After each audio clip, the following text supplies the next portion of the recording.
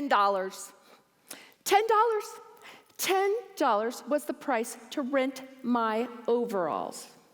You see, this was my first entrepreneurial journey in high school, and my very first customer was my sister.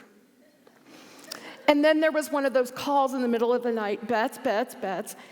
We just moved into our new apartment, and it's infested with fleas. Can I live with you? Of course you can. March 21st, 1983, I was at Purdue University.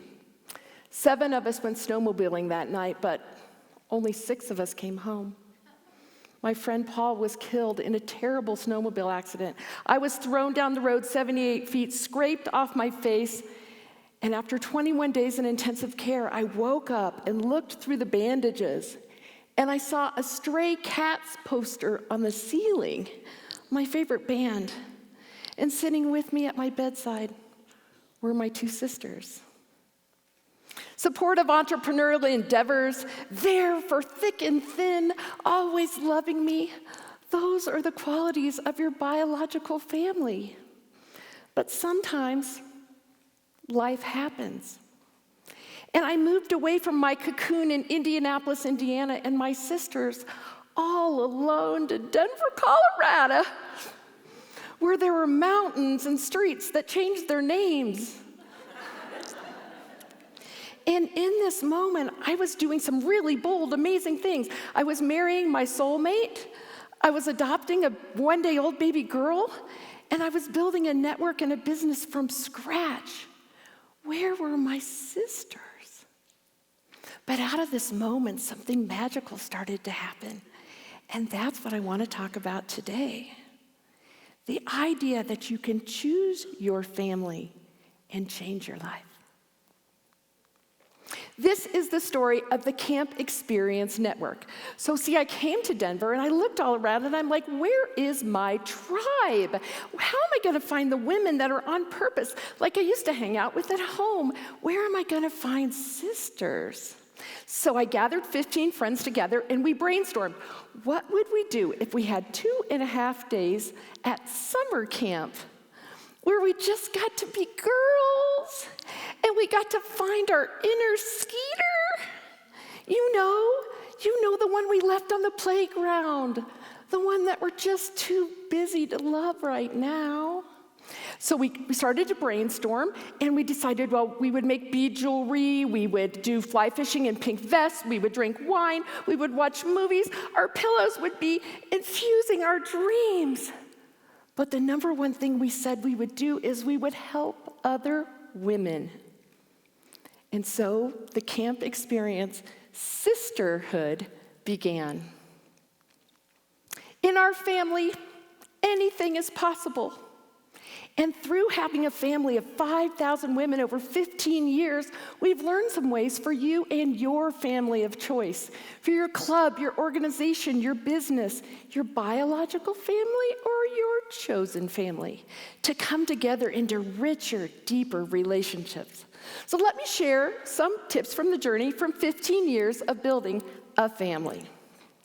The first one is in your biological family, you get what you get, and you don't throw a fit. And sometimes your biological family is awesome. And sometimes you do live close to them, and they're there for you 24/7. But sometimes in your season, in your challenge, in your time, you might need a different kind of support. So the very first thing about your chosen family is inclusion. So everybody is invited to the CampExperience dance, and everybody is the same. There's no hierarchy, lowerarchy. We're all sisters. Now the story I want to tell you of that of Agnes. So one thing that's happened in the CampExperience Network that's really super cool is age inclusion. So we have women in their 20s that are awed and amazed that women in our 50s and 60s are as cool as we are. It's a good thing for them to know. So I was in Norway doing a vision board making workshop last year, and we had people from America and people from Norway and people in their 30s and 20s and a lady who was 85, and her name was Agnes. The beginning of the workshop, Agnes stepped up and she looked really, really sad. And she said, I don't have any dreams.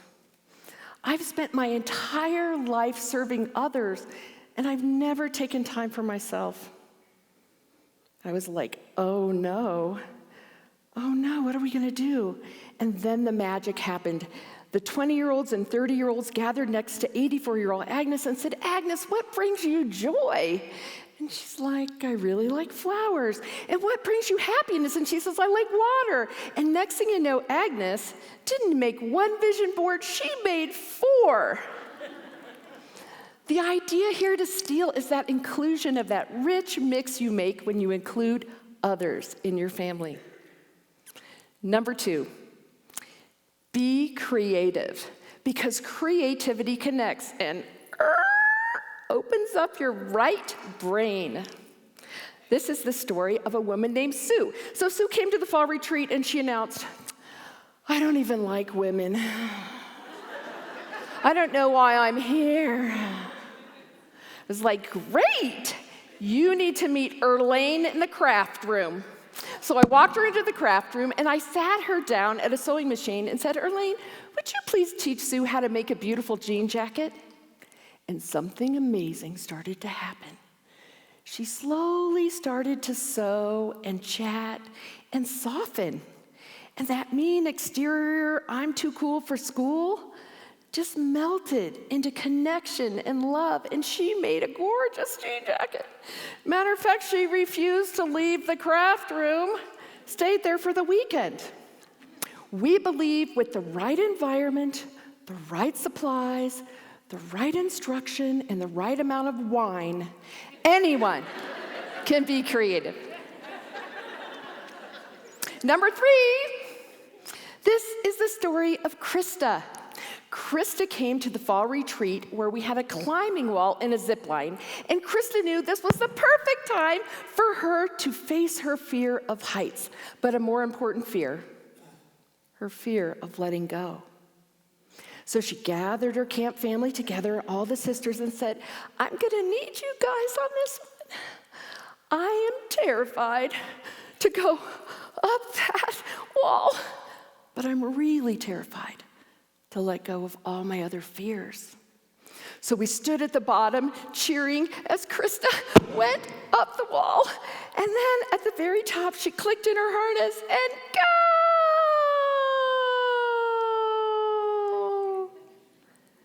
Krista not only defeated her fear, she took all of us along for that ride. Adventure bonds your family of choice. Next up, we find it's great to have a safe place to share your voice. When we talk about your voice, we talk about that innermost dream. You know, your passion, your purpose, what you really want to do in the world, but you're just too scared to say it out loud. Well, inside the Camp Sisterhood, we say it out loud. Matter of fact, we shout it out loud. But my favorite story of ever and ever and ever is that of Holly and Eileen Forlenza. You see, the year before, at camp, we announced next year's theme is Find Your Voice. And I was having some a cappella singers, and we were going to write some songs. And Eileen, the mom, came to me and said, look, I'm a workshop teacher, but I would really like to be on the main stage. So I'm like, awesome. Step into your greatness. Poof, you're a keynote speaker. A year from now, you will be on this main stage. Eileen practiced, and she came to the stage and did an amazing presentation about the joy of being the mom of Holly Forlenza. You see, Holly was born extra special. And since she was a child, she had 100 seizures a day. Holly requires 24/7 care. And what happened with this magic is Eileen had to learn how to be a 24/7 advocate for the amazing Holly Forlenza. Along with the seizures, Holly never had a physical voice. So at the end of her speech, Eileen told the whole story about advocacy and loving Holly so big, and the world had so much they could learn from Holly. Then Holly herself came to the middle of the stage, and Eileen surrounded Holly with her biological family, her siblings, and then her camp sisters and family, and they sang Amazing Grace. I still get goosebumps telling you the story. I'm a public speaker, and I could not speak. In that moment, 168 women became family. We were all Holly's sisters. We were all standing with Eileen, and the miracles have continued. Holly has gone on to type, and she tells us now her thoughts and dreams. With a Camp Sister partnership, she wrote a CD, and now she's on her second book. Inside your camp family and inside your chosen family is a safe place to share your voice.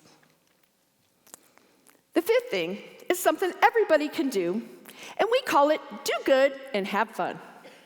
We just believe there's so much good you can do in the world, and by focusing not on ourselves, but on what we might do, it changes the world. And it also is a really great bonding agent for your family of choice. Now, I could tell you tons of stories about how we clean out our closets, we sell each other our stuff, we donate socks, 6,500 pairs this year, but I want to tell you the story about 1,000 acts of peace. 130 women in 45 minutes took 20,000 donated items, put them into 1,000 knapsacks, then jumped on buses and went to downtown Colorado Springs to donate 1,000 knapsacks to people experiencing homelessness. The magic wasn't only that we got to help so many people, but the magic for your family was the opportunity that every single human being could see that their act of kindness mattered. And by stuffing a bag or adding a smile, they became part of the good. Now, I want to give you 3 extra secret sauce tips on top of those 5 to build your family. And the first one is the art of giving and receiving. Many of you might be like my family members.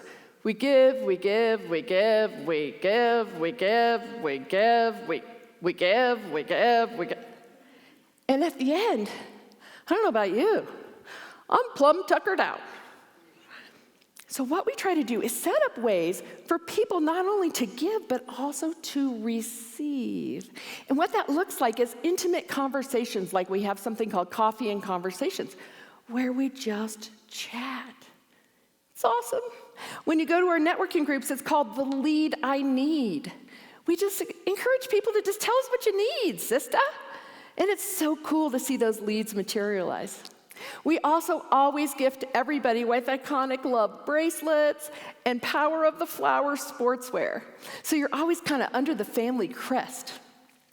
The second secret sauce tip is the art of surprise. So for the 10th anniversary of the CampExperience Network, I took 168 people up the Cog Railway to the top of Pikes Peak. But wait, there's more. At the top of Pikes Peak was waiting 6 Olympic athletes who told my girls, "You are the Olympians of community giving." But wait, there's more. After the Olympic athletes spoke, I had a reenactment of America the Beautiful by an actress in period costume, because 100 years before us arriving there, America the Beautiful was written on the top of Pikes Peak. And we had the world's tallest group shot. But my point here is the art of surprise. It's like the surprise makes the memory, and when you share the memory with somebody, that just gets you deeper into your family. And the third one is what we call happy everything. We live in an absolute 100% attitude of gratitude, and we're serious about it. We are thankful when times are good, but we are thankful when times aren't good. Because the most important thing we have is each other. It doesn't really matter. Times are going to be times. But we focus on what works, and we attract more of what works. We call that above the line thinking, and we really stay focused on the positive. So now it's your chance. Where in your life, in your club, your organization, your synagogue, your church, your corporation, where could you have gooey, deep, connected, yummy relationships? And where could people be like family? It's really not hard. Just remember first, invite everybody to the dance. Be inclusive of age and nationality and get all those great perspectives. Number 2, I'm a crafthlete. It's like being an athlete, but with crafts. So as far as I'm concerned, everybody needs to be making stuff every day. So be your own crafthlete and open up that right brain and start softening. Start learning. Start creating. Start just seeing what comes out when you chill out and start to craft. Don't forget to go on adventures. Just because we're grown-ups doesn't mean we can't go on adventures anymore, right? Push yourself. Feel a little fear. Have a little anxiety. Try it. You might like it. And take your friends and family with you to share. Find a safe place because your voice is critical. Your dreams, your passion, your purpose is what this world needs. And find a place that it's okay. It's okay to laugh, it's okay to cry, it's okay to fail, but it's really important for you to express who you are on this earth. And then do good and have fun. I don't think there can be enough good in this world, and I don't think there can be enough fun to go along with it. So it's a great opportunity to gather people together, and if you don't even know them, the act of doing good will bond your family. So now it's your choice. If anything is possible, what would be possible if you created a group that was deeper and more engaged? What would be possible if you gathered everybody you liked together and had a blast changing the world? What would be possible if you choose your family and change your life? Thank you.